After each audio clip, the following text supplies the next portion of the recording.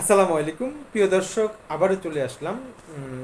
এই মুহূর্তে সামাজিক যোগাযোগ মাধ্যম ফেসবুকের নিউজ ফিডগুলোতে নিউজ নিউজের প্রেক্ষিতে কমেন্টস পাল্টা কমেন্টস।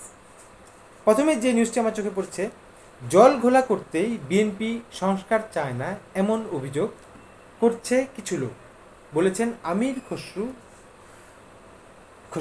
তিনি বলেন, উদ্দেশ্যপ্রণীতভাবে বিএনপির সংস্কার চায় না বলে কোনো একটি মহল জল ঘোলা করার চেষ্টা করছে বলে মন্তব্য করেছেন স্থায়ী কমিটির সদস্য আমির খসরু মাহমুদ চৌধুরী। 23 এপ্রিল রাজধানীর গুলশানের বৈঠকে তিনি এই কথাটি বলেন। তিনি আরেকটি কথা বলেন যে যেসব সুপারিশে দলগুলো ঐক্যমত্যে পৌঁছেছে তা জনসমক্ষে প্রকাশ করার জন্য। তো এই নিউজটিতে যথেষ্ট পরিমাণ কমেন্টস, পাল্টা কমেন্টস বলেছে। এখানে পজিটিভ কমেন্টস করেছে, জি সঠিক বলেছেন স্যার, হ্যাঁ এভাবেই সব কিছু জনসম্মুখে বলতে হবে। কিন্তু তুলনামূলকভাবে এখানে নেগেটিভ কমেন্টসের সংখ্যা বেশি। নেগেটিভ কমেন্টসে একজন বলছে, আগের মতো রাজনীতি, 10টা হুন্ডা 20টা গুন্ডা, নির্বাচন ঠান্ডা, এরকম রাজনীতি আর চায় না বাংলাদেশের জনগণ। সুতরাং সংস্কার দরকার, ইউনিট সরকার 5 বছর ক্ষমতায় থাকুক। আরেকটি নিউজ, এই নিউজটি আমার যথেষ্ট পড়তে এতই বিরূপী হচ্ছে যে কেউ আমাকে হয়তো প্রশ্ন করবে যে, আগে কেউ বলে আমাকে আমি আওয়ামী লীগের দালাল, কেউ বলে জামাতের দালাল, কেউ বলে এনসিপির দালাল। হ্যাঁ, এই নিউজটি বলার পরে হয়তো আমাকে কেউ বলবে যে আমি হয়তো বিএনপি বদনাম করছি, কিন্তু মূলত না। আমি একটি পক্ষের লোক, কিন্তু আমি এই আলোচনার ক্ষেত্রে চেষ্টা করি আমি নিজেকে নিরপেক্ষ রাখতে। যদি আমি নিরপেক্ষ না থাকি কোনো কিছুতে, তাহলে আমাকে প্লিজ কমেন্টস করে জানাবেন, আমি নিরপেক্ষ থাকার চেষ্টা, যদি কোনো প্রকার ভুল করি আমি সেটা সংশোধন করে নিব। নিউজটি হচ্ছে, ছাত্রদলের নেতার বাড়ি থেকে যুবলীগ নেতা গ্রেফতার। নারায়ণগঞ্জ বন্দর থানা ছাত্রদলের সভাপতি আল আমিনের বাড়ি থেকে 2500 উপজেলার দুপ্তারা ইউনিয়নের যুবলীগের যুগ্ম সাধারণ সম্পাদক জাহেদ খন্দকারকে গ্রেফতার করেছে পুলিশ। এখানে সামাজিক যোগাযোগ মাধ্যমে যথেষ্ট কমেন্টস পড়েছে, তার ভিতরে একটি এখানে নেগেটিভ কমেন্টসের পরিমাণ খুব বেশি ছিল।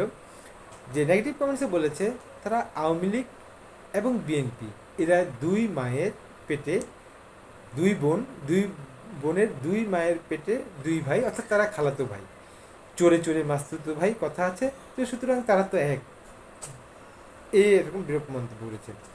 আরেকটি নিউজ সত্যি যথেষ্ট লোমহর্ষকর নিউজটি, যেটা স্ত্রীকে হত্যার পর ছুরি হাতে লাশের পাশে বসেছিলেন রব মিয়া, 50 বছর বয়সী একজন।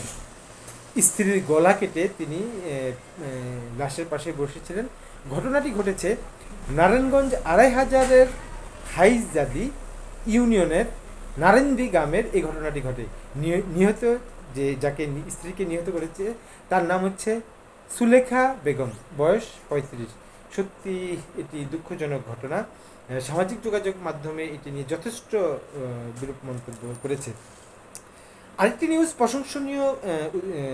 যথেষ্ট প্রশংসনীয় হয়েছে, সেটি হচ্ছে যে 5তলা বাড়ির মালিক সরকারি কর্মকর্তা, পরিবারেও টিসিবির কার্ড, বাণিজ্য উপদেষ্টা। এটা চমৎকার একটি কথা বলেছে, এটা নেট দুনিয়ায় যথেষ্ট ভাইরাল একটি